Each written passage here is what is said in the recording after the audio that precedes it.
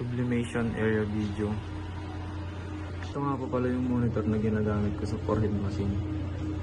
File deletion ko po is noong May 8. Goods pa naman po yung local disk, may space naman po.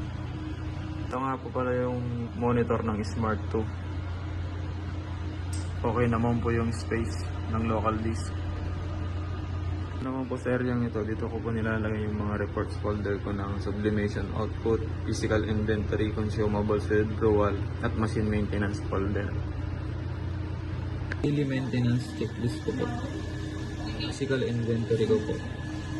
Consumable folder ko po ng 1.65 at 1.55 roll. At mga ink ng Top-Jet Science, magenta, yellow, at black po. Subli ink stocks po, okay naman po. Marami pa po akong stocks.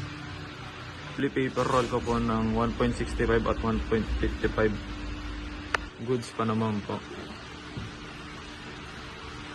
Ako nga po pala nilalagay mga na-tops kung na-print. Direkta po sa processing area.